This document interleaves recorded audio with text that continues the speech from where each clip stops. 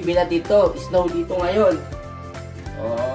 So, gagawin natin ngayon, una, lilinisan muna natin, hugasan natin.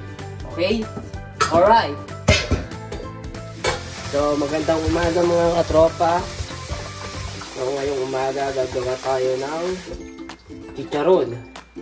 So, mga taba to, mga ritaso ng to, bigay na to ng kababayan natin dito. O, sayang sa atin sa Pilipinas, naku, binibenta pa to.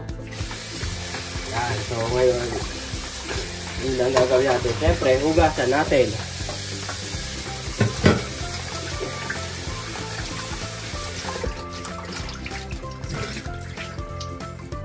Tapos, i-drain natin. Pag na medyo tuyo na to, lalagyan natin ngayon ng asin. Pero ngayon, patuyin muna natin. Okay? Ilalagay ko na rin at lalagyan natin ng tubig para pakuluan.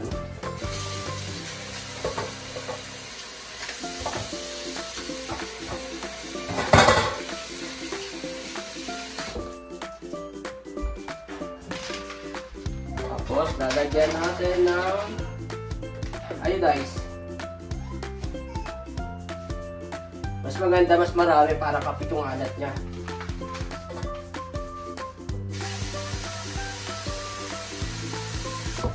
At pamintang buo.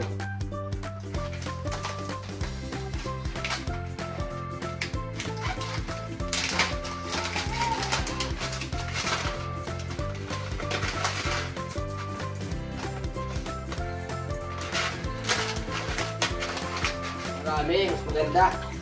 Maraming asin.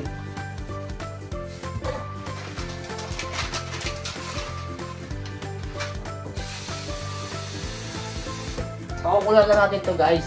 Huwag masyadong luto. Hindi naman natin kailangan lutuin to eh. Okay? Okay. Natin ngayon siya. So, tignan natin ngayon ng iodized salt.